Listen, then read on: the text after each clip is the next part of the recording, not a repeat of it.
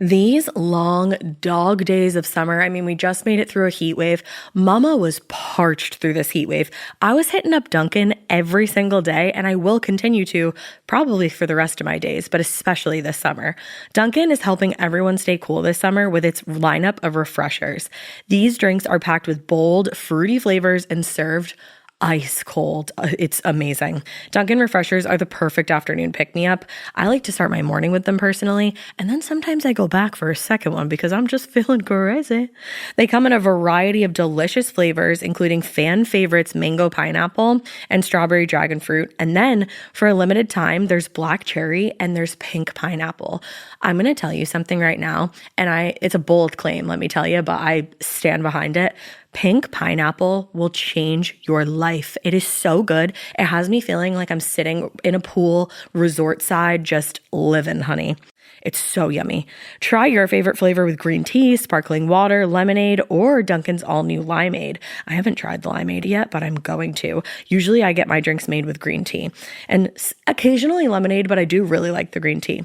Or if you don't want to build your own, try one of Dunkin's curated refreshers like the Cherry Lime Ricky or the Ultimate Pink Daydream. The Cherry Lime Ricky, scrumptious. I could drink like 3 of these a day. They're so freaking yummy. Head to Dunkin' today and find your favorite refresher. Dunkin' refreshers contain less than 1% fruit juice. Limited time offer. You know what's really terrifying? That unfinished college degree lurking in the background, just sitting there waiting for you. That's where Southern New Hampshire University comes in. With flexible online degree programs, there's no commuting, no rigid schedule, and no more excuses. Plus, they have some of the lowest online tuition rates in the U.S. Visit snhu.edu/morbid to learn more before your degree becomes just another story about what could have been. Chilling crime cases are mysterious, but finding coverage shouldn't be.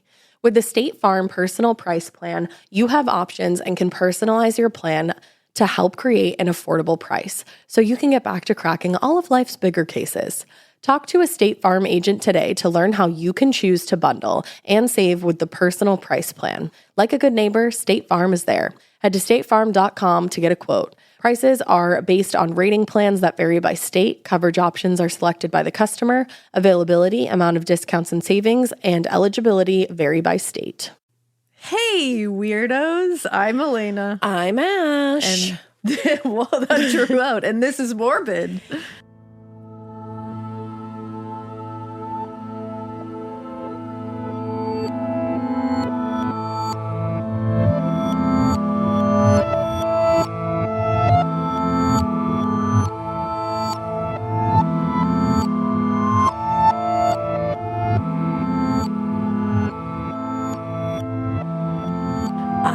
Just felt sing-songy about my name. It went for a run at the end there. I said, I'm Ash. She's a runner. She's a runner. She's a track star.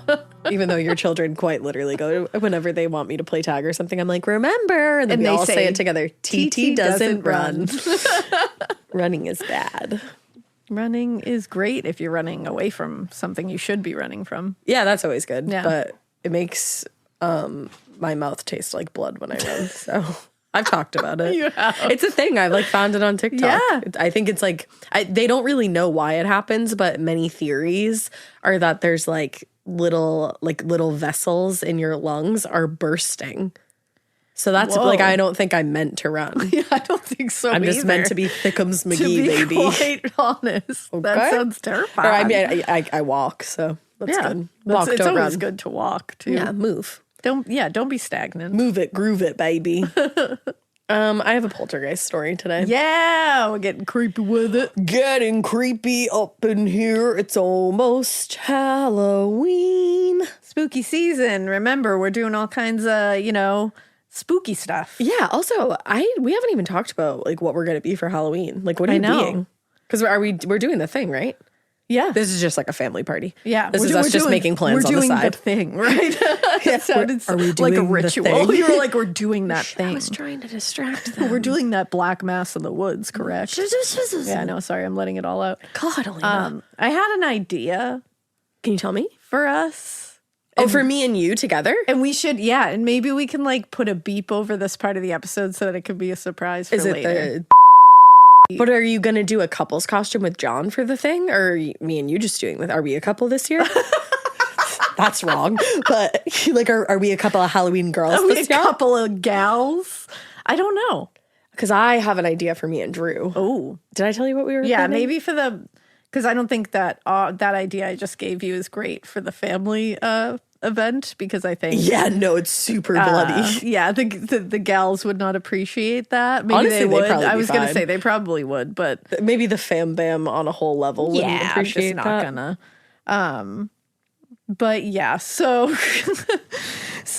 yeah, I think maybe we can do that for something else. But do you have any couple costume idea? Because usually you have such a good couple's costume. no, I honestly have not even had time to think about it, so I'm gonna sit down and brainstorm. We can beep this too, but I think me and Drew are going to be.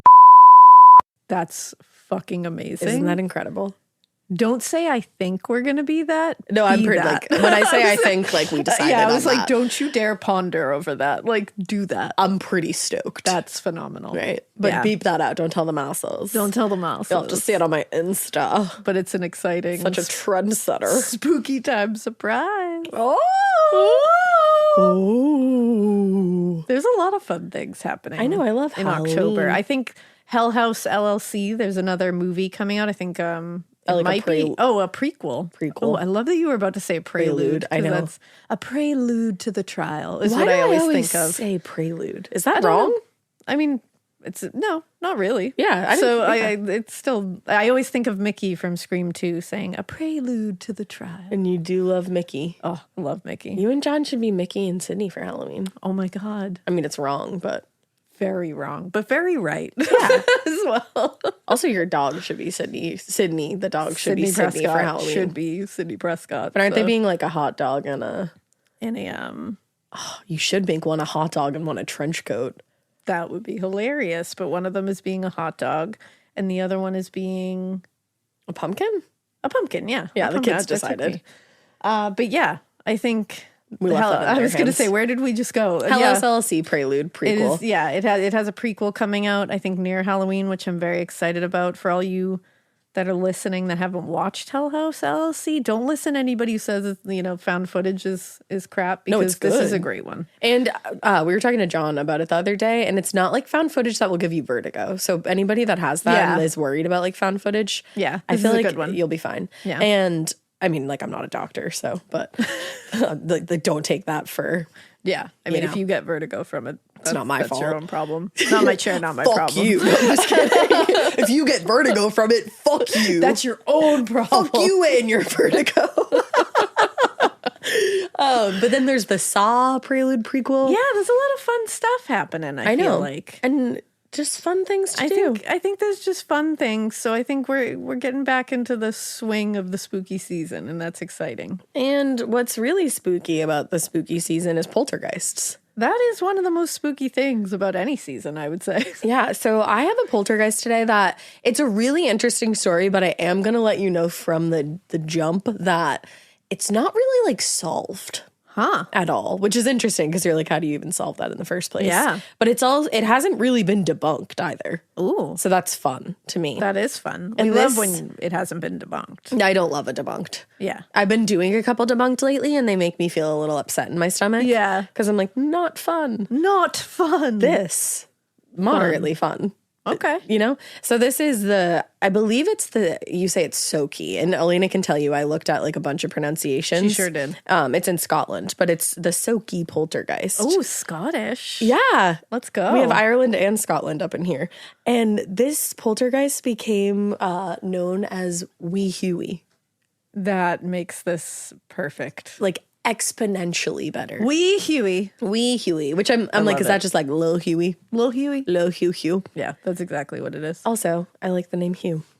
Just wanted There to you say go. that. So anyways, in the fall of 1960, Annie and James Campbell, a couple in their mid-50s living in Donegal, Ireland, and I looked that up too, so please don't yell at me. You sure did. But they had grown really tired of the economic struggle that they were having. You know, their rural life made it hard for them on the farm. Like things weren't really going well. Yeah. So they made the decision to sell this family farm in Ireland and relocate to Scotland. Now, at the time, their youngest son, Thomas, and his wife, Isabella Campbell, were living in a house in Sauchie, Scotland. Ah. So Sauchie is like a small coal mining town in central Scotland, and it's really well known for its association with regional football, which I believe is not like American football, but like Yeah, I think we're the football that actually makes sense. football that actually uses your foot with a ball. Yeah, the United States is embarrassing when they say football because of like... Because you're not really that's using your handball. foot that much. So, yeah, my 7-year-olds were very confused about that because they learned that football is soccer in other countries. And they were both like, that makes more sense. Right. And I was like, I know. There's a lot of things that don't make sense here. And I'm sorry, you're going to have to learn that. Yeah, it really like unlocks like this weird feeling inside of yourself where you're just like, huh, that doesn't... Makes no sense I don't like whatsoever. It. Yeah, it pisses they kick me it off. like once a game. Maybe. I think. I don't even know when they like... Oh my God, I was like, do they kick it? But you're right, there's like a kicker. Yeah. Anyway, that's all I have to say about football. But for this couple, it was a new start and one that honestly wouldn't really require much of a financial investment on their part because they were moving in with their son. So they started making plans to move themselves and their youngest daughter, 11-year-old Virginia, to Sauchie. Now, the economy in Sauchie at the time wasn't really more promising than where they were at now, but I don't think it was really about like the financials. I think it was more about like missing family kind of thing, you know? So in October of 1960, Annie, the mother, and Virginia moved in with Annie's son and Virginia's brother Thomas and his wife Isabella. And James, the father, stayed behind to sell the family farm. Okay. Now, also, when you read about this, it says that a lot of sources say that the family moved in with an aunt, but that's not true. It was the brother and sister-in-law of Virginia. Oh, that's good to know. So at the time of the move, Virginia Campbell's life had been pretty lonely and isolating. She was the youngest of the Campbell children, so all of her siblings had moved out of the house, had moved away from their tiny village. And as George Owen wrote, quote, the only real companions that Virginia had were her pet dog, Toby, and one friend. Oh. And it was like her very best friend. Oh my God. So even though she was already lonely at home, the move to Sauchie was still a lot on Virginia because she might not have had a lot, but she was leaving all of it behind. Yeah. And she was being uprooted from the only world that she knew. So she definitely struggled to acclimate to her new life after the move. Her teacher, Margaret Davidson, recalled, Virginia was a shy, withdrawn girl, but very pleasant. She was in every other way quite normal. So the fact that she was quiet or withdrawn is pretty understandable. She had, like I said, just been uprooted from the family home. And now she was thrown into this new living situation where she was sharing a bed and a bedroom with her niece, Margaret. On top of that, her father still hadn't been able to join them. The dog hadn't come yet. I don't actually know if the dog ever ended up coming back. I think they like left him on. I don't know if it was like a farm dog. Oh. It's sad. So that was a lot of upheaval for an 11-year-old. Remember, she's 11. And there was about to be more because just a few weeks after arriving in Sauchie, Virginia's mother got a job at the Dollar Academy. It was only 5 miles away from their new house, but the job required her mom to work evening hours, and a lot of times she had to stay overnight at the academy. Oh, okay. And I forgot to mention that Virginia also lost connection with her best friend, like completely. Oh, man. So she was going through it. Now, eventually, she would shed a lot of her All her schwy ways. I think I was about to combine shy and quiet and make it schwyet. Schwyet. I like that. She would shed a lot of her shy and quiet tendencies as she settled into her new life. And she did start making friends. But to school administrators, I can't talk, the initial apprehension and awkwardness of the Campbell family as a whole, like not even just Virginia, was obvious.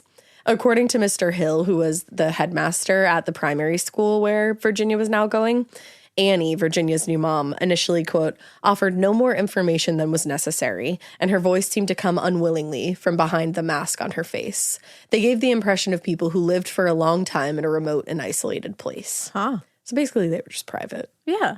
Interesting. And you're moving to an entirely new place. Like, for sure. You might be a little apprehensive. Of course.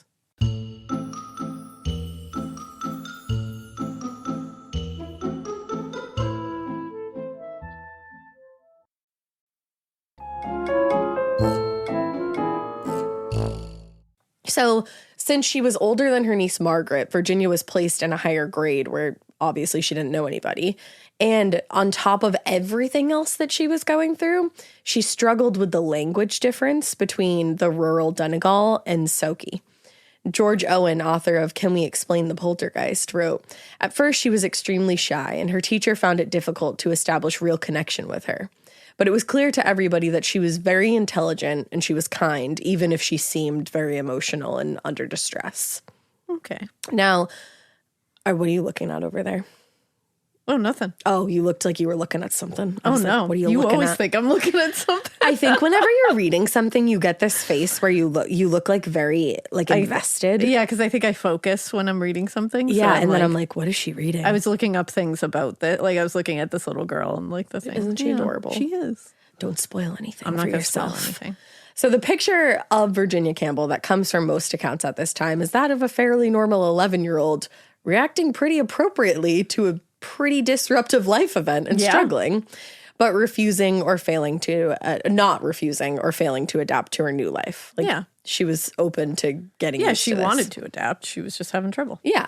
And like I said, by all accounts, behind the quiet, shy exterior, there was a perfectly lovely.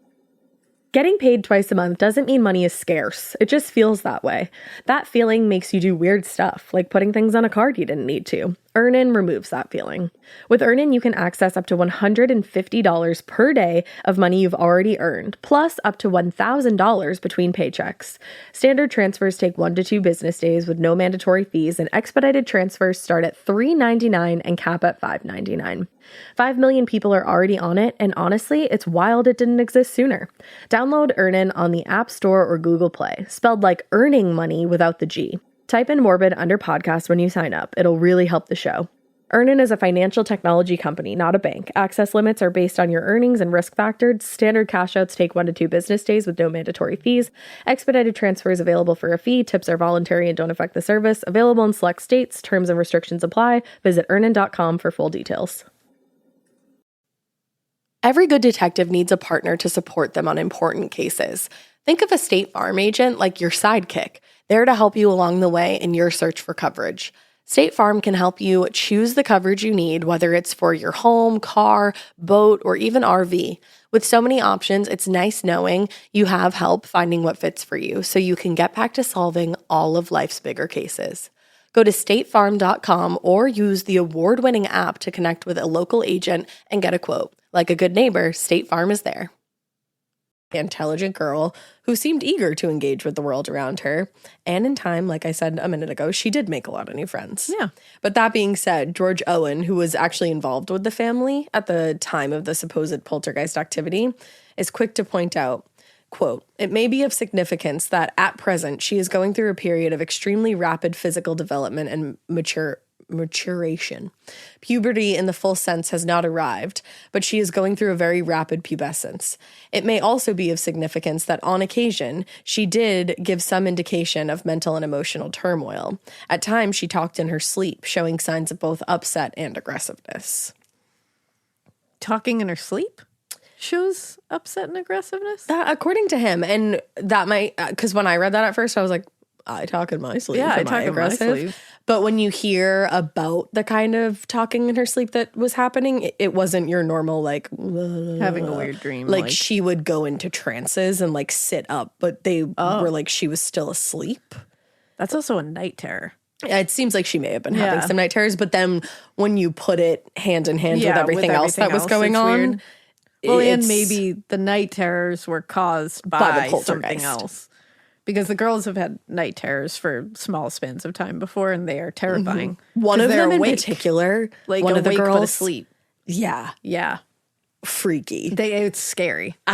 Kids are fucking terrifying. Yeah. And if your kid is scary, I'm sorry, Gary. In a night terror, the thing like you can't really do anything about it. You just have to like comfort them through it. Because isn't it like hard to wake them up? And Yeah, technically you're not because really supposed to. They're asleep, but they're acting awake, and they're just kind of like they're not focusing their eyes on you or anything. Like it's very strange. Yeah. And it's a very strange moment. So you just kind of have to like, if you can rub their back and stuff, just kind of be like, I'm here. Like I'm here. Like let them know that you're here. And like, and then kinda, hopefully it kind of like goes into their dream. like subconscious somewhere. Right. I think it's like if you show comfort and like I'm here kind of thing, then slowly they they can come out of it. Makes but it's sense. scary. And it's like how like when your alarm will ring in real life, you but hear it it in your manifests dream. as something else in your Yes, dream. and it's just this loud noise in your dream that you can't get away from. So maybe like some big random thing is Yeah. comforting you and not your mama. Not your mama. Not your mama. Some big random thing is comforting. I just pictured like a cloud comforting me, like Just a a giant cloud cloud being with like, "I'm legs. here." I honestly pictured Cloud Guy, but like big. Oh, From Trolls. hell yeah. Cloud Guy would comfort me. Cloud Guy does comfort me. Me too. And so does what's his name? The Oh, you giraffe. love I love the him. giraffe. Cooper. Cooper. I fucking You love Cooper. from Trolls. I'm excited for the new Trolls movie, and this is not a paid campaign. I'm just genuinely pretty excited. I love that. Anyway, that's all to say. While Virginia Campbell may have been a normal, healthy, fully functional 11-year-old, her behavior did indicate a certain amount of frustration related to her circumstances that maybe was seeking some kind of outlet, subconsciously or consciously. Okay. Shit was going down. Truly. Or not. No, it was. like- It was going down Charlie Brown. So, as far as anybody could tell, the poltergeist activity began on November 22nd, 1960. Not long after Virginia and her niece Margaret had gone to bed that night, the two girls began hearing what they later described as a thunking noise. They said it was almost like someone was throwing a rubber ball against the wall. Okay. If you can kind of picture Yeah. that. Now, they couldn't fall asleep because it was so loud, so they went downstairs, but the sound actually ended up following them as they were walking down the stairs, like the ball was hitting each step just behind them. Oh. Now, in the living room, the girls reported the noise to Thomas and Isabella, which would be Margaret's parents and Virginia's brother and her sister-in-law. But the older, like the couple, Thomas and Isabella, were like, okay, you guys need to go to bed. Like, clearly this is some kind of tactic to stay awake. And they didn't hear anything. So they just escorted them back up to bed. But as soon as Thomas and Isabella closed the door to the bedroom after getting the girls settled, they heard the sound from outside of the room. And they were like, okay. Now, Thomas just figured it was the girls pulling some kind of prank. Like, once he closed the door, he's like, oh, they're trying to make me think that I hear this. Yeah. So he opened the door to tell them to cut it out. But he was surprised to find both of them under the blankets, their hands completely covered, and the sound emanating from the headboard of the bed they shared. Damn. Now, confused and somewhat concerned, they moved Virginia and Margaret to a different bedroom to fall asleep. But the noises continued, and they only stopped after Virginia had fallen asleep. Ooh. Just random That's interesting. and weird. Like, it was inexplicable. So that night was not restful at all for Virginia. No. She had a very fitful sleep, so they decided to let her stay home from school the next day because they were like, first of all, we have no fucking idea what's going on, Yeah. and you also didn't sleep last night, so it's not going to be a good day for you. Yeah. Now, that afternoon, when Thomas, Isabella, and Virginia sat down in the living room together, all three of them watched in shock as the sideboard next to Virginia, quote, moved out 5 inches from the wall, then slid right back into place. Oh. Yeah. Okay. So at the time, Virginia was seated less than a foot away from this sideboard, but both Thomas and Isabella swore that she never touched that sideboard. Like, it moved very much on its own. And they were like, what are we dealing with here? What is going on? I do have a little sister, and if she moved in with me and this shit started happening, I'd be like, listen, I love you so much, but you gotta go. Yeah. Because, like, my house is chill and gotta you're get out of here. unchilling it. Yeah. Don't be all uncool. Yeah, be know? cool. Don't be all uncool. Listen to Countess Luann. Luann. I have wine glasses that say that. They're a pair. Just in case you were wondering. Yeah, I think I got them on Etsy, so try to find those. But that evening, after Virginia and Margaret had gone to bed, the family started hearing the knocking again. But this time, it was all over the house, and there was no obvious point of origin. They're all like hunting around to see, like, is this like a pipe? Is this a that? Yeah. Is this a whatever? They can't narrow it down. And eventually the knocks became so loud that even the neighbors could hear the noise. And we're like, what's going on over there? Like, please quiet down. And they were like, yeah, we can't control this at all. Like, we don't know what's happening. We're not doing it. So We are not well, bitch. nobody of the living is doing it. So So finally, after enduring the noise for hours and being just really unsure of what to do, the couple, Thomas and Isabella there, ended up calling their priest, Reverend T.W. Lund. And they were like, can you come out here and just help? Help. So Reverend Lund arrived at the Campbell house just after midnight that very night, and he was briefed on the activity that had been occurring throughout the last 24 hours. He could also hear the knocking sounds, and he eventually traced them to that headboard on the bed where Virginia and Margaret were sleeping. Like they were still asleep.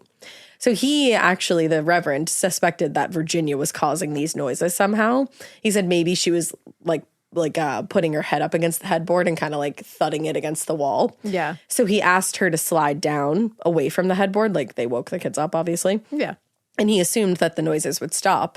But after she did, they continued. And he also noticed that the headboard hadn't actually even been touching the wall at all. So there wasn't even the possibility that it was being vibrated and like hitting the wall. Debunking. Debunking. Not happening. No. So when the Reverend pressed his hand against the headboard, he could feel a vibration with every knock, which convinced him that no matter how impossible, this knocking was coming from inside the headboard itself. Oh, damn. And he could not figure out how. What? So during his visit to the house, Reverend Lund also noticed a large linen chest, like pretty big. It was 27 inches long, 17 inches high, and 14 inches wide. He saw it rocking back and forth for no obvious reason. And then the sideboard slid more than a foot across the linoleum tile and then just slid back into place. What? Yeah. He could not explain the movement of the chest, especially because it was full of linen and not likely to move from any kind of vibrations. Like it's a big, heavy chest. Yeah. So he shifted his attention back to Virginia and he was like, I think you guys just need to go back to bed. Like Virginia and Margaret try to go back to sleep after witnessing that. No big deal. It's fine. And when he made that suggestion, the knocking from the headboard became violent and rapid. Like, no, nobody's going to sleep tonight. What the fuck? Right? Oh, I don't like this at all. No, it's weird. No. And it gets weirder, but and it's scary in and of itself, but this particular poltergeist doesn't seem violent. But he seems like aggressive. Yeah. Which I don't like. Like knowing that it's wee Hughie, it does sound like just like a little kid like this little boy Hughie just acting a fool, you know? Yeah, it's true. Like wee Hughie really does take the terror down a notch. It does. Yeah. And it just seems like a little boy being rambunctious as a ghost. I also saw it described as a possible leprechaun. Are you serious? Yeah. But they never found the leprechaun. I'm just saying. I love that. Maybe wee Hughie is a little leprechaun. You never know. I don't know. Who's to say? Not I. Yeah, they called him a vengeful leprechaun, so. But I don't really know how vengeful he was. Like, he didn't do anything bad. I don't know. I'm just saying he has had that reputation. He has the bad reputation, I think is what Taylor Swift says. So the noises and the disruptions continued the next day with knocking coming from the walls. The sewing machine was turning on and off by itself. Objects were moving on their own. Virginia's father, by that point, James, he had sold the farm and moved to where they were now in Scotland. He claimed that he witnessed an apple rise out of a fruit bowl, hover in the air for a second or two, and then drop back down into the fruit bowl. And he, like, this man is like a farmer. Like, he's like a no bullshit kind of guy. Yeah, he's just like that. And he's like, I saw what I saw, and I don't know why I saw that. I saw what I saw, and I don't know why I saw it. It's weird. Like, that is it. So and I just love that it's like wee Hughie, like, picked up an apple, was looking at it, and then was like, nah. Fuck and this just apple. put it like health, no. Health, wellness, fiber, absolutely not for me. I just picture like an apple floating on itself, and it'll look at me like, can you take the skin off this? and nobody answers, so he's like, fuck it. Just puts it for some reason, no one heard him. But like, imagine damn. if you did it. That would be actually terrifying. And also not to know the context here. Can you take the skin off this? I'd be like, no, I can't. And apple's just floating in the air. Skin belongs on people. I'd be like, ah. The kid's like, it's an apple. I just don't want the apple skin. I'd be like, I can't. No, thank you. So later that evening, Reverend Lund went back to the Campbell home, and this time he brought a local physician, W.H. Nesbitt, with him. Once Virginia and Margaret had gone to bed, they both went into the room, the Reverend and the doctor. And once they walked into the room, they looked on in utter shock as Virginia's pillow rotated about 60 degrees while her head was still resting on it. Okay. That's interesting. That's weird. That's weird. Suspicious. That's suspicious. So neither of them had really any time to process what they'd seen before the knocking started up again. First at the headboard and then in the walls. And the knockings were followed by the lifting and slamming of the lid on the linen chest, which again moved out from the wall on its own before sliding back into place against the wall. Okay. But all the while, the lid is being like lifted and slammed back down, lifted, slammed back down. That's disruptive. It is. So these phenomena were shocking, but the final event witnessed that evening was the most inexplicable to them. As Virginia and Margaret lay in bed with the covers pulled up to their chests, both men witnessed what they later described as a strange rippling movement move up and down the bed covers as the two girls lay beneath. Almost like the cover was doing the wave. Yeah, obviously. What? No.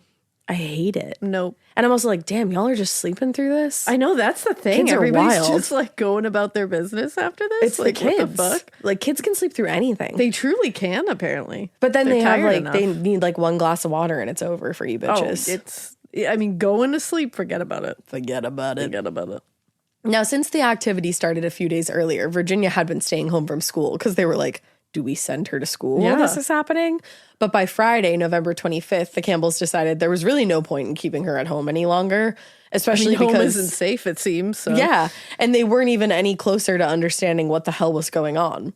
So after being home all morning, and you know, Virginia was probably like ticking them off a little bit, like, you know, like they were like, go find something to do, and she was like, I can't. So they were like, you know what, go to school, forget it. So they sent her to school for the remainder of the afternoon.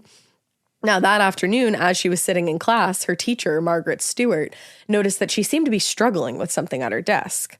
From Mrs. Stewart's vantage point at the front of the class, it seemed like Virginia was fidgeting with her desk lid in like an unusual manner. She's like, what the fuck is she doing? She didn't say that, though. She said, what the fuck is that little girl doing? Virginia, what the fuck are you doing? What the fuck are you doing, Virginia? No, she didn't say that. That would have been so rude. That would have been really rude. She would have had a problem with Annie Campbell if she said that. And James, I'm sure. And me. And me. How about that, Miss Stewart? Talk to that kid that way. Never. No, Miss Stewart's a sweetie. So she assumed that Virginia was just fooling around. So she called out and was like, Virginia, what are you doing?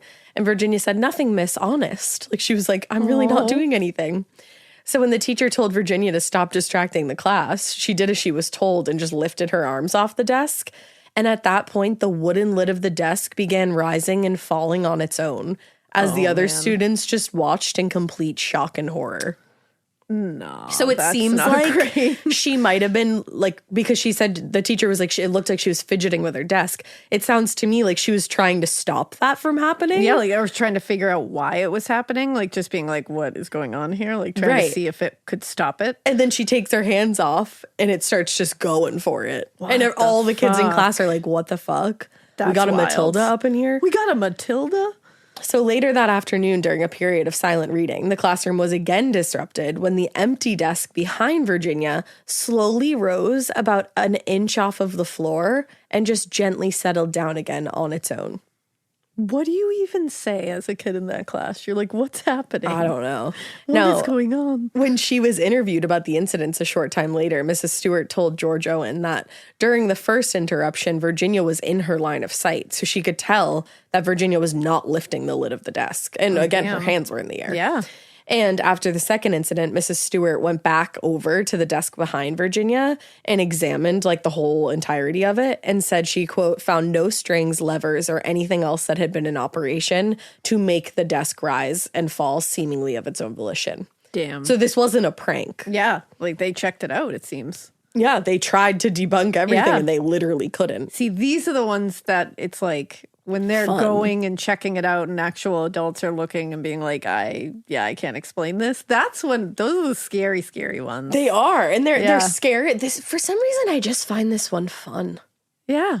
I mean, it's Scottish. Who doesn't love a Scottish tale?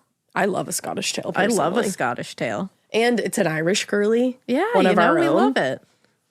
Later that evening, Reverend Lund and Dr. Nesbitt returned again to the Campbell house to check up on Virginia. And when Reverend Lund asked her how school had been, Virginia said, all right, but something funny happened when I was there. When my teacher was standing near my desk, the lid of another desk went up all by itself. you know, funny. Reverend Lund was like, okay, I'm going to talk to your family, so give me a minute. Wild. Now, while he sat and talked with the family in the living room, Dr. Nesbitt spent the evening sitting in the girl's bedroom, watching for any unusual behavior.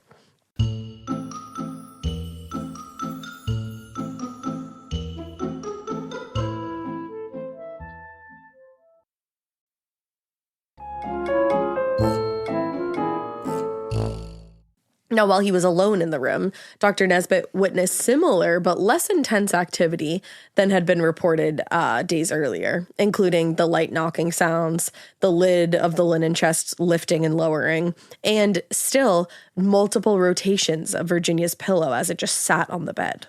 Yeah, that's wild. So it's not even like, because I guess you're kind of thinking, or at least I was, when they first saw that pillow rotation, I'm like, maybe there's something that like she can pull that like makes it I mean, that's like you're trying to think debunk of anything that can. But now explain he's sitting alone in there. That's the thing. Like, she's not there to do anything. No, and this is the 1960s, so it's not like she has like some remote control that's like hooked up to anything. If it was now, I'd be like, all right, maybe it's like a drone or some shit. Right, but now, like back then, it's like no. So the family hoped the arrival of the weekend maybe could bring some kind of just chill to this situation. Yeah. They were like, it's been really chaotic up in here with the paranormal activity. Maybe we can have a calm weekend. Please. But unfortunately, it didn't take long for those hopes to be dashed. Saturday the 27th did pass with minimal activity. The most really anyone witnessed was more pillow rotations and that rippling of the bed covers. I love that. More pillow rotations. More pillow rotations. It's like more bumptinis. Now, Sunday, on the other hand, this part of the show is brought to you by Anua, the Korean skincare brand known for scientific, gentle, yet effective formulations. The latest from Anua is the Retinol Collagen Gua Sha Cream, a firming cream with a gua sha-shaped tip built right in. Have you guys heard of gua sha? It's that viral massage tool that moves fluid and tension out of your face. Less puffiness, a snatched jawline, honey, more definition in your face. Retinol firms and reduces fine lines, and collagen keeps your skin plump and structured. This cream has both of those things, arguably the most optimal combo for that snatched, lifted look all in one step. I am obsessed with the Gua Sha cream. First of all, it feels so cool to the touch when you put that on your face. It's just like, this is lovely. It's like a little spa treatment that you can give yourself. I like to do mine at night after I get out of the shower. I rub the cream on my face with the little gua sha. I'm sculpting that jawline, honey. I got it on the cheekbones. And actually, I had a facial the other day, and the lady doing my facial, the professional, she said, do you use a gua sha at home? And I said, I do. And I said, how did you know that? And she said, I didn't have those little like bumps in my chin or like different areas like that. So she could tell that I was using the gua sha. And I said, oh my God. I just feel like I wake up less puffy in the morning when I do it the night before. But you can do it whenever you want to. I, 10 out of 10, recommend this product. The Anua Gua Sha Cream value set is available at anua.com, already discounted. Use code MORBID for an extra 10% off. That's ANUA.com, code MORBID. The Sherwin-Williams summer sale is here. Get 30% off select paints and stains or 35% off their newest product, Emerald Symmetry, July 17th through the 27th. Whether you're looking to refresh your interior or your exterior, they've got the colors to bring your vision to life. And with delivery, getting everything to your door is easier than ever. Shop online or visit your neighborhood Sherwin-Williams store. Retail sales only. Some exclusions apply. See store for details. Delivery available on qualifying orders. On the family experiencing an entirely new phenomenon when Virginia appeared to go into a kind of trance. Ooh. This is kind of what I touched on earlier. Okay. That afternoon, Dr. Nesbitt returned with his colleague, Dr. William Logan. Oh. I know somebody with that same name. But they brought along his dog, Dr. Logan's dog. And Virginia took an immediate liking to this dog, telling the doctors that he reminded her so much of her own dog, Toby, who she like really missed. Aww, I really Toby. don't understand why they couldn't bring Toby with them. But Justice for Toby. Justice for Toby. Truly. Pour one out. I will. Now, the day passed without incident. The children played with the dog. They seemed generally happy. But that evening, after the girls had gone to bed, Virginia appeared to slip into this kind of trance, and she started speaking almost like she was talking in her sleep, calling out for Toby and her best friend Anna, who she'd left behind in Ireland. Now, Virginia's parents did what you would do. They tried to comfort her as she's like seemingly having some kind of night terror or distress.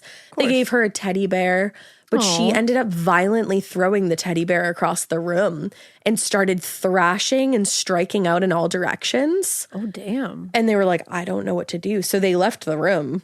I don't really know what else they could have done, I guess. Yeah. And she just fell asleep normally after that. Oh, wow. Yeah.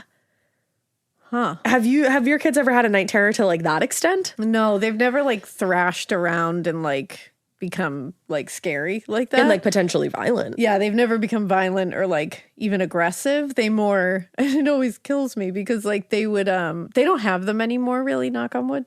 And they didn't get them a ton. They would just every once in a while. And I got them when I was little, so I knew what they were. What to do. But they basically like, they get very like, they cry. Like weepy. And they get very like inconsolable like for a moment. And then finally they'll fall into it and be like, and calm down. But even so you feel bad leaving them because you feel like you haven't quite got them to a comforted place yet. Because they'll lay down and like go back to sleep and you can still see like the stress on their face. So it always used to kill me. Aww. And then I go in like an hour later and they were like peacefully asleep. So I was like, okay, we're good. But yeah, it's always one of those things where you're like, ugh. But they never got aggressive. I know. But I don't know if that's just different strokes for different folks. Yeah, that's the thing. Because in my mind, I'm like, maybe because what George Owen said earlier about how like she was clearly dealing with something, whether she knew it or not. I don't know if maybe she was the kind of person with the temperament of like not allowing things to get the best of her while she was awake. Yeah. But then at night she was like angry about the fact that she had to move, like in her subconscious. Yeah, no matter what, she's young and she's going through an upheaval. Yeah. So it's like I feel like that's always gonna put a kid in a different mindset when it's not quite settled or, you know, when things are settled, it's easier to be in a good mindset. But for a kid, unsettling and movement can really throw them off. Yeah. Like way more than we think it does. It's interesting. Like, and I think a lot of things with kids happen subconsciously. Yeah. You know? Oh yeah, for sure. Because it's just like they can't necessarily make sense of a lot. Exactly. Yet. There's so much going on. Mm-hmm. Well, anyways, the next day, Virginia did return to school, and it was almost immediately apparent that whatever had been affecting her arrived with her at school that day. Ooh. As the students were sitting quietly working on a word problem, Virginia approached Mrs. Stewart's desk to ask for a little help with whatever they were doing. So she got up to sketch out the problem on the blackboard for her, the teacher. But the teacher looked as the chalkboard pointer on her desk started to vibrate because she was about to like grab for it, but it started vibrating on her desk and eventually fell off of the edge of her desk. And then when she reached down to touch the desk, she was surprised to find that it too was vibrating slightly. What the fuck? And then without any kind of warning, and I want to say that this is probably like the most quote unquote violent thing to happen. The right end of her desk lifted off the floor slightly and swung in her direction. Oh. Like it got like pushed towards her. Oh, damn. And I'm pretty sure that's one of them, like the more violent things that happened. Luckily, I don't believe she was hurt. But weird. Yeah. Wee Hughie does not like Mrs. Stewart, I guess. guess. And it's weird that it's following her to school. I know. You know? That's the thing. Wow. Now, when Virginia arrived home from school that afternoon, the family made the decision to send her actually to stay with relatives in nearby Dollar, where they hoped she would get a break from the paranormal activity because they're like, she's really not sleeping. She's going to school. Like, this is a lot on her as a 11-year-old. So hopefully if we send her over here, she can, maybe the activity is like linked to the house somehow. Yeah. I don't know. But when Dr. Nesbitt visited the Dollar House later that night, he found that the knocking noises continued in the new location in a series of knocks that ranged from gentle tapping to loud raps, always in the vicinity of Virginia. Ooh, spooky. So it followed her to an entirely different town. Exactly. That's wild. Now, the next day, Dr. Logan arrived in Dollar in the company of his wife, also a doctor, Dr. Sheila Logan, and they wanted to visit Virginia to get a load of this. Yeah. Now, when Sheila first heard the stories about the activity from her husband that seemed to be following Virginia, she was like, okay, sure. And she seriously actually doubted what was going on. She talked the quote unquote activity up to just a childish prank. Okay. But as soon as she got to the house where Virginia was staying, Sheila experienced the knockings firsthand and walked away, quote, satisfied that the noises from within the room were not caused by the activity of anyone in it. Huh. Which is such a haunting statement. Yeah. Whatever she was hearing in that room was not caused by anyone in it. Ew. Hate. Don't like that. Hate. Loathe I also entirely. hate the knocking thing would annoy the shit out of me. I hate repetitive noises that more would than not be anything. great.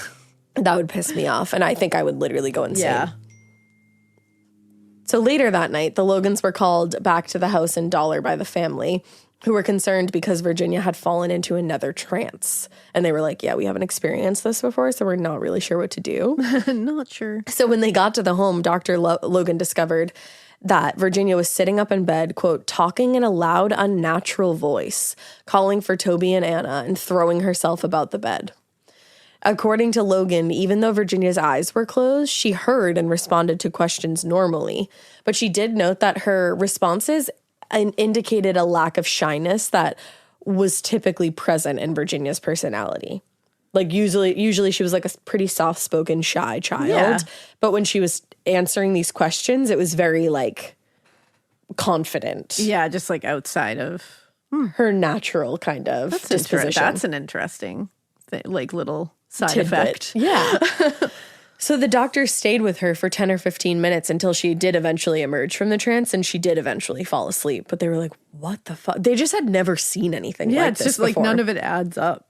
No, and it's not, and none of it is like of typical poltergeist activity. Yeah. Like obviously the moving of the furniture and that kind of the tapping noises, but just, it's not your typical poltergeist story. Yeah, it's very strange. So Virginia returned home the next day, November 30th, and the family actually reported no unusual activity. But that break did prove to be short-lived because the noises returned the following night, just around the time, and it always seems to be around the time that the girls are getting ready for bed. Of course. Which makes you think that it's a prank. But then they try to figure it out, and there's no way that the girls are causing this. Yeah, it's like, what the fuck? So just before 9 p.m., Dr. Nisbet and Dr. Logan set up a camera in the girls' bedroom, hoping to capture any of this activity on film. Now, the camera captured long periods of continual noise, quote, ranging from barely perceptible tappings to agitated knocks, more rippling of the bed cover, and, quote, a considerable amount of hysterical talking by Virginia, in which she showed the same lack of inhibition she had previously in her trances. Huh. So she's this very, like, confident, outspoken girl in her trances. And then when she's awake and out and about, she's very shy and reserved. Yeah. It's just interesting. So that same night, Reverend Lund arrived at the Campbell house in the company of 3 other local ministers to conduct a service of intercession, I believe is what it's called. It's not an exorcism. Those would become more popular in the media in the following decade. But what they were doing now, a service of intercession, is basically just a prayer session where a group prays to their God on behalf of another person. Okay. In this case, Virginia. Okay. So throughout the 15-minute prayer session, these men who were praying over her reported hearing considerable loud banging, quote, a harsh, rasping, sawing noise, and screams and bouts of hysterical talking from Virginia, which they described as babbling. What the fuck? So this was clearly agitating the entity. Ew. Now, the activity, which had begun about a week earlier, had not only been disruptive to everybody involved, but also to the large number of witnesses to the phenomenon. It wasn't just Virginia that was going through it. It was everybody. Yeah. Now, usually in paranormal cases similar to this one, firsthand experiences are limited. Yeah. But Virginia's poltergeist had never really been shy about demonstrating its abilities. And it was only a matter of time, of course, before the press got onto the story. Of course. You knew it was coming. Of course. So the intercessional prayer session coincided with an article that was published on The Wire by United Press International. The article, it kind of annoys me when they do things like this because it was poking fun at this. Oh. It's like, this is an 11-year-old girl. Yeah, like, that's you don't, the thing. It's like, come it's on. one thing if this is adults, and even that's like pretty rude, but Yeah. you don't need to make fun of people. You definitely don't need to make fun of an 11-year-old. No. So it had an unserious tone, but at the same time, it did lay out some of the facts that had occurred. It emphasized the ways in which Virginia's quote-unquote ghost was disrupting the class. And Virginia's teacher, Margaret, was interviewed for it. And she told reporters, "I don't believe in the supernatural, but I was mesmerized by what I saw." And she was referring to that movement of the desk. She said, "It looked like an elaborate practical joke, but there was no string and no one touched the desk when it moved." Wow. So she was like, "I don't believe in the supernatural, and even I can't explain I was this." just going to say, but she's like, I don't believe in the supernatural, but I have no idea how they did that. It's like, I think you might like, believe in all the right. supernatural now. Now, in addition to the description of paranormal activity occurring at school, the UPI article noted the rumors. I just said that like Meredith Marks a little bit. There's this new clip on Housewives where one of the housewives goes, "The rumors." The way she says it is it's wild. I'm going to play it for you later. Please do. But the UPI article noted the rumors that had been making their way around town. And, quote, villagers said they understood church authorities would be consulted to determine if this case was warranting of an exorcism. Ooh, here we go. Now, you can assume the writer was referring to Reverend Lund. Like, they were like, "Is this motherfucker going to start an exorcism?" Because he had been involved with the case from the very beginning. Yeah. And up to this point had never made any mention of an exorcism. But this news report raised concern among the Reverend and the doctors and Virginia's family that any additional attention was going to make things harder for Virginia. Oh, damn. They were like, all these articles are going to fuck shit up. Like, we don't need this. Which, I mean, yeah. She's 11. Yeah. So after discussing it with the family, the men decided that the best course of action would be to report to the news service that, with help from her doctors and the Reverend, the problem had been solved. They were like, "We just need them to believe that this is over. And we can do this privately. They're going to be like a dog with a bone." Yeah. Now, in their joint statement, the three men, which is the doctors and the Reverend, they provided some small details about the activity, saying, "We concluded that the happenings could not be accounted for in the normal sense of cause and effect." And writing on behalf of the church, the statement went on, "When the observances did not quickly disappear, we attempted to help the child by changing her environment and to deal by means of sedatives with her hysteria, which we all agreed was a secondary emotional effect. We realized the need not only for medical care for the child, but also spiritual help for the whole family, and we consulted certain ministers who have had the experience of abnormal phenomena of a similar nature. All along, we have recognized the possible importance of restoring the child to her previous environment in Ireland. In our opinion, the phenomena are rapidly diminishing, and it is our belief that they may soon disappear altogether." So they were like, "Things are really chilling out over here, nothing to see." Yeah, don't worry about it. We fixed it. Now, the statement... Everything's cool. Oh, good. Cool. Awesome. So the statement actually seemed to satisfy a lot of inquiring minds about town, but some local news outlets still wanted more information. Of course. And when none of the three men would provide any additional details, they looked elsewhere. So in an article from December 2nd, 1960, the paper quotes Secretary of the Aloha Spiritualist Church, James Henderson, saying, "In my opinion, this little girl has certain unusual psychic qualities, and I am convinced that some person who has passed on is trying to communicate through her. I believe that a responsible medium should be taken to see the little girl, for such a person could certainly help her." Huh. Which, okay, I get it. Interesting. Now, that same article goes on to quote a spokesperson for the spokesperson for the Spiritualist National Church.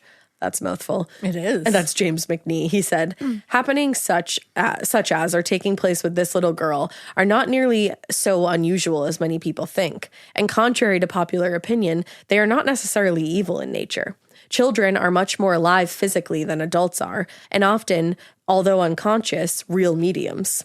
If much of what is called their blethers was seriously examined, they would be discovered to contain communication from people who have passed on." Okay. So basically he's saying what I think a lot of people believe is that kids are more susceptible to like seeing spirits, making friends with spirits, being visited by spirits, Being open to spirits. being open to it because they're not as scared of it yet because they haven't had the experiences yet. And their mind is more open. And their mind is more As open. we get exactly. older, we close our mind a ton. Exactly, which sucks because We like put up bullshit boundaries in our own minds. I want to see a ghost. I mean, I've already seen a few, but I want to see some more. But yeah.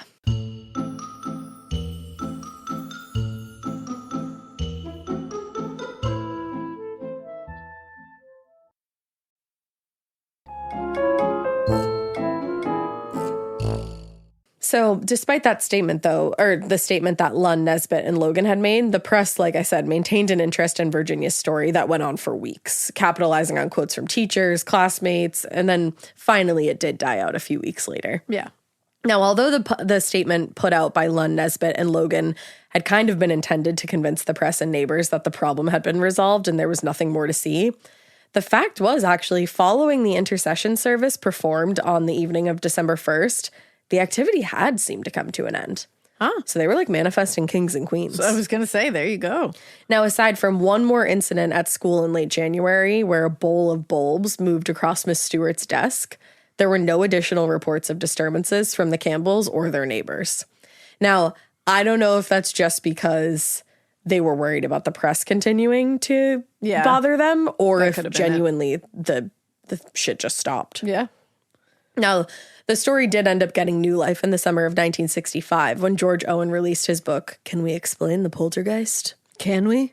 Can we? I like that title. I always love when a book title is a question. I do too. It's fun. Can we? Can we? Let's find out. Read this book. So in his book, Owen, who is a Trinity College mathematics professor, he explores the potential realities of poltergeist phenomena. Getting scared is one thing. Getting a thrill is, well, you want more of those in your life. The Genesis GV70 is built to thrill, baby. A thrilling yet elegant design always makes driving the GV70 an exciting adventure. Its powerful athletic stance screams performance and turns heads. Everybody's looking at you, girl, or boy, or whoever. Command the road and experience a class-leading standard 300 horsepower. Oh my God. Plus, discover the different dynamic drive modes for all different terrains. Choose between the different terrain modes for whatever road conditions you may encounter. The Genesis GV70's award-winning technology and performance lets you drive with comfort and drive with confidence all at the same time. It's an exciting SUV with intuitive tech that can make your ride smooth even when the road isn't.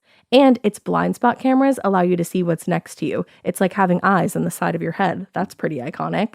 Its performance, by the way, is measured not only in power, but in how it makes you feel confident, sexy.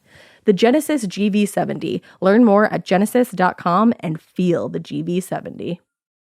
Need a boost? Sometimes all it takes is tapping into your inner cool. Icebreaker's gum helps you unleash the confidence within. Each chew releases a rush of icy flavor powered by cooling flavor crystals, sending a wave of refreshment to reinvigorate all your senses. Icebreaker's convenient pack fits everywhere, from car cup holders to backpack pockets, so you can find your cool wherever you go. Grab Icebreaker's gum online or at a store near you. Me paying particular attention to Virginia's experience.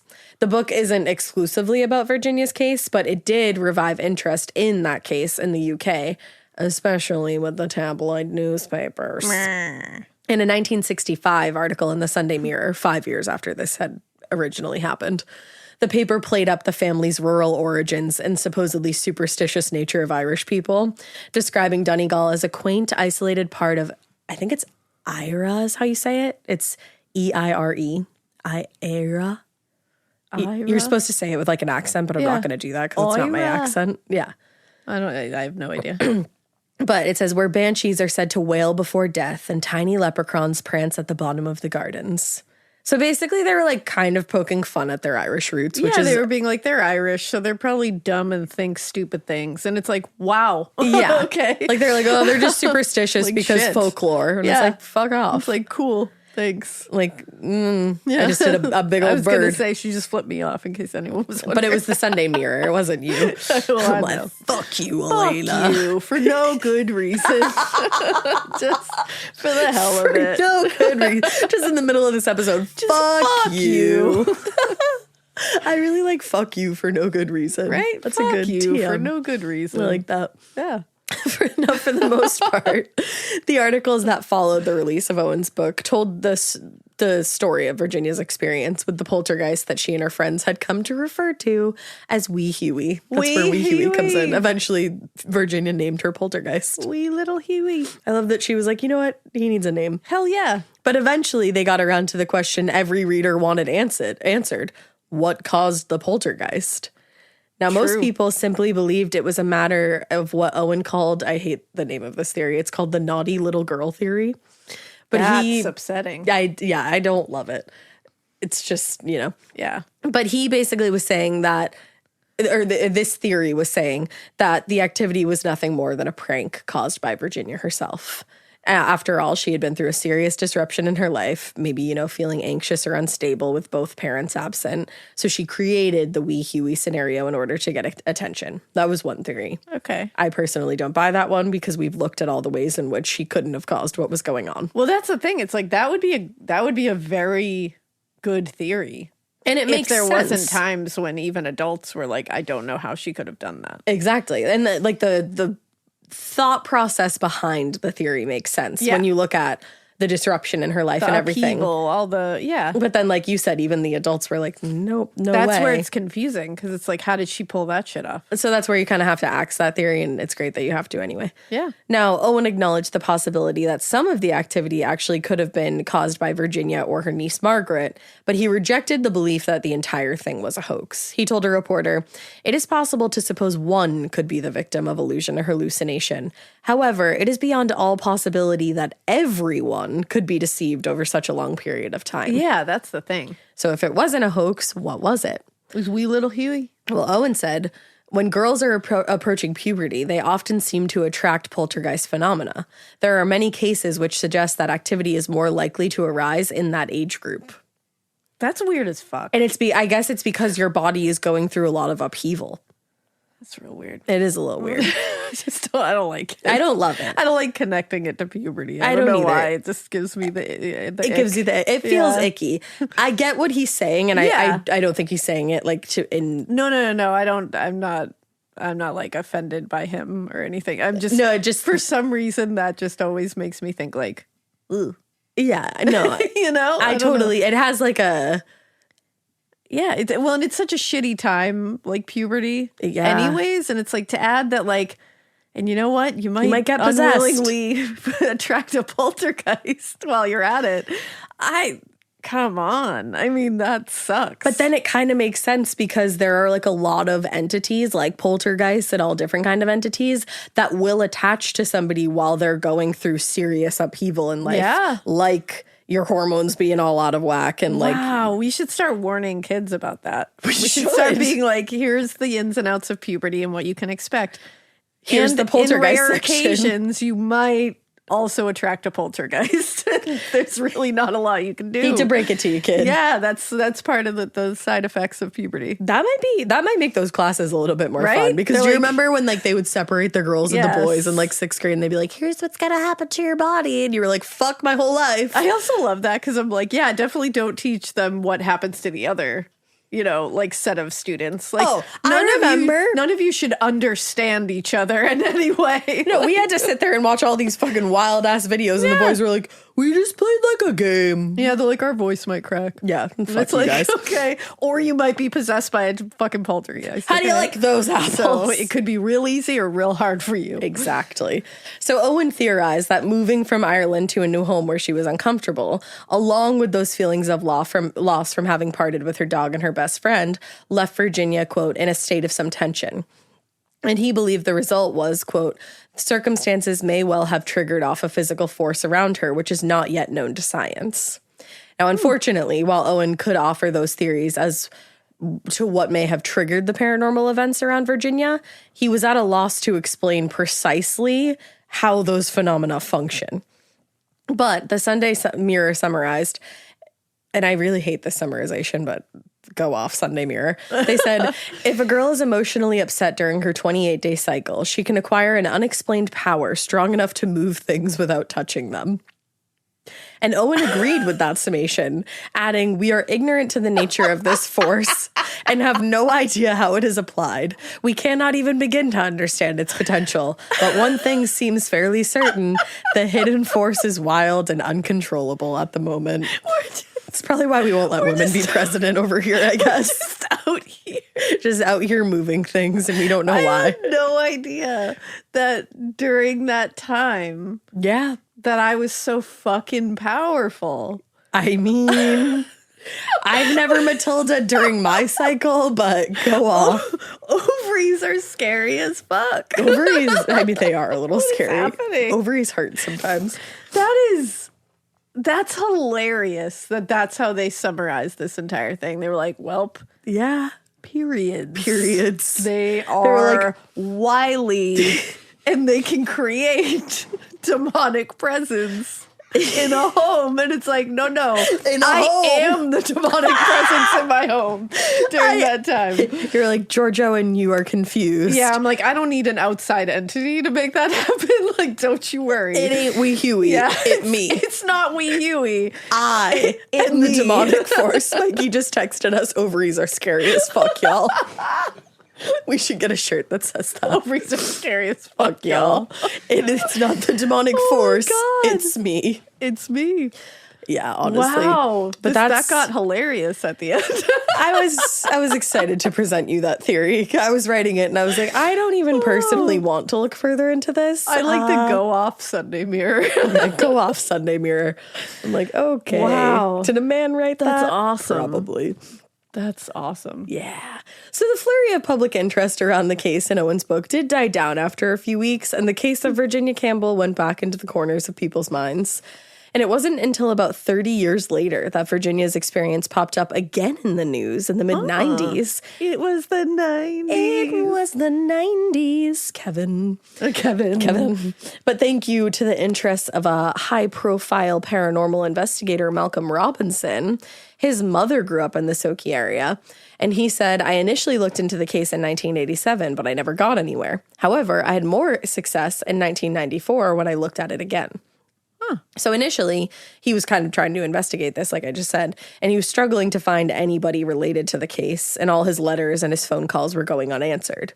But then in 1994, he tracked down one Margaret Davidson, formerly Stewart, Virginia's former teacher. Oh. And as one of the primary witnesses, she was actually an ideal reporter, not only because of the respectability of her position, but also because of her seemingly excellent memory.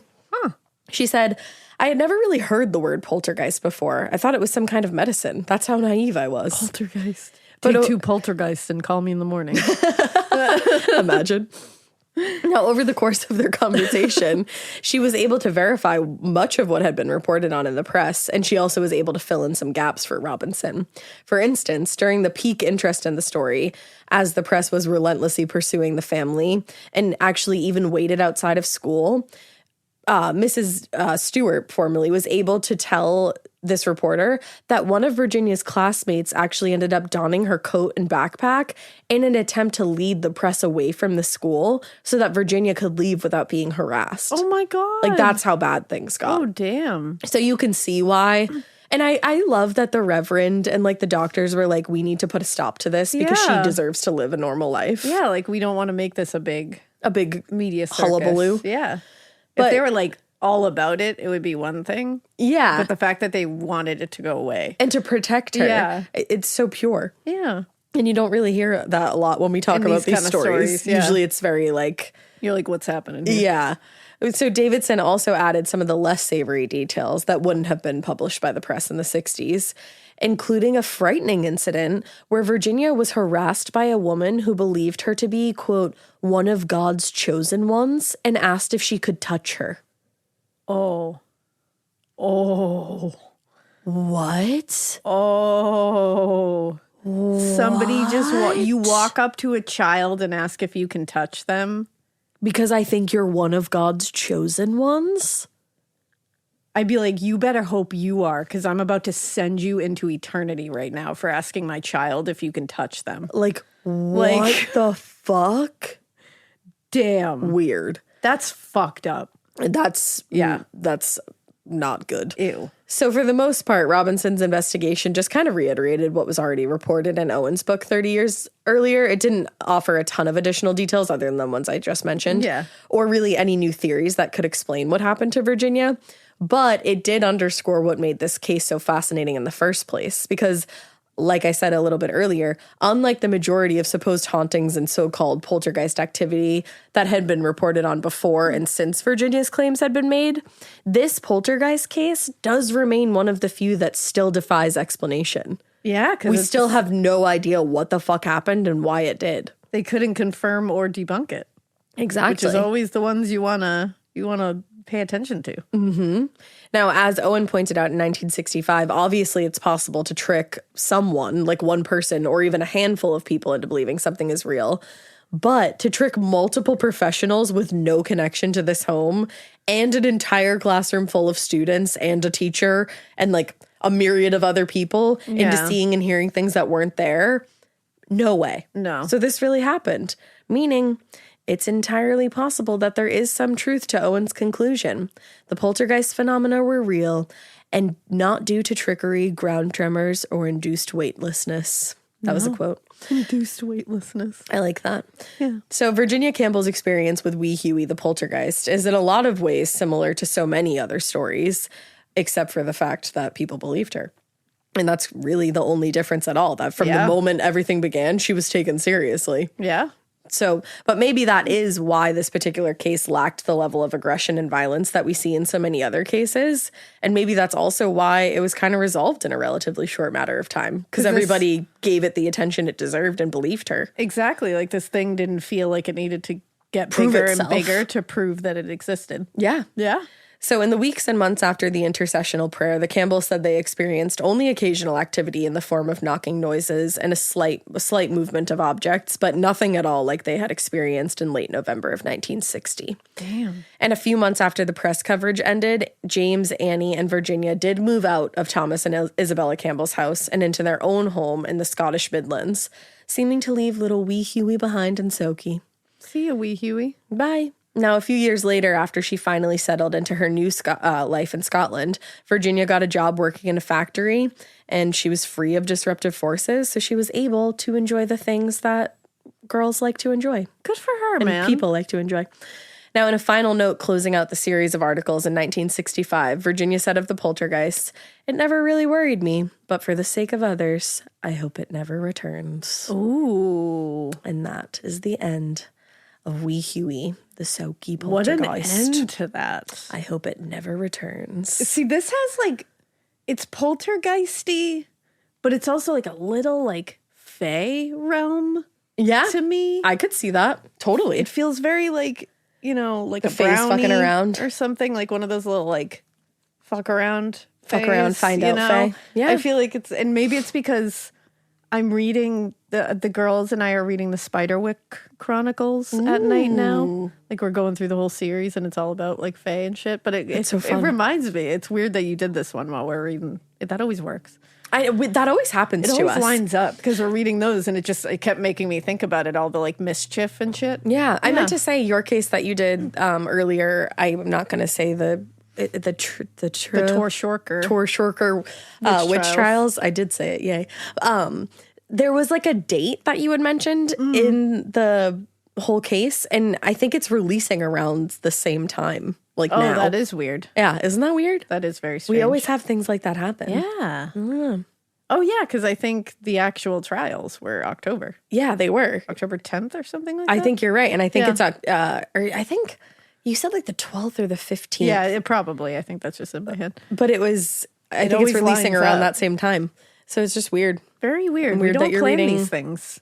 No, I wish weird. I could say we do. That would make us a lot more, with it. But I think this is just the universe guiding us here. I was going to say, maybe we are super with it. Yeah. And we just don't even know how with it we are. We're the most with it. Yeah, kids.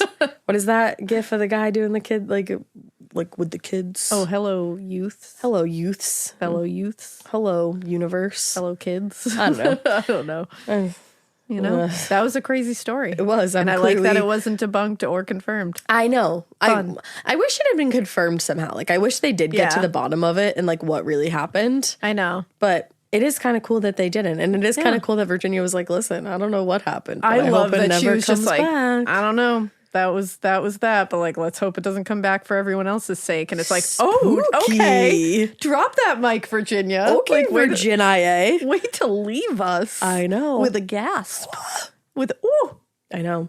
Crazy story. I had fun doing this one, and Dave helped me a lot, and it was really fun to do together. So, David.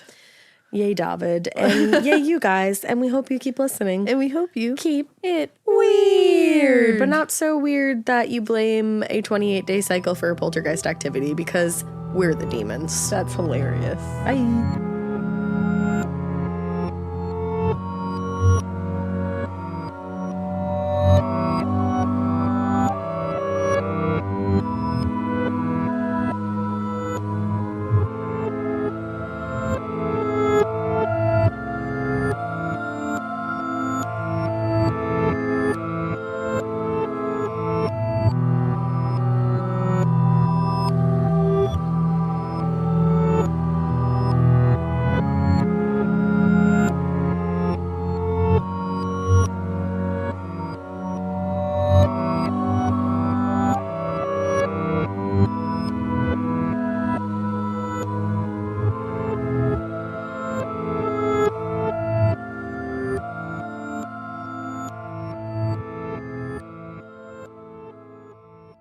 You wouldn't take financial advice from a 72 hours in a single day alpha influencer, would you? Same goes if you're in a car accident or any accident. Who you choose matters. That's why Morgan & Morgan exists. They're the largest injury law firm in America, and they've built a reputation by actually winning cases, not just talking about it. Over 1,000 lawyers across all 50 states and $30 billion recovered. Injured? Go to forthepeople.com/podcast. That's forthepeople.com/podcast. In the U.S., there's a break-in every 26 seconds. But when intruders step near, Simply Safe Home Security steps up. Stop. This is Simply Safe. Police are on the way. Using AI alerts, U.S.-based live agents help deter break-ins. Simply Safe, no long-term contracts. Save 50% on your new system with professional monitoring at simplysafe.com/SXM or with promo code SXM. Outdoor deterrence requires a Simply Safe Active Guard outdoor protection plan starting at $49.99 a month. Visit simplysafe.com/licenses for alarm license information. Tennessee 2012.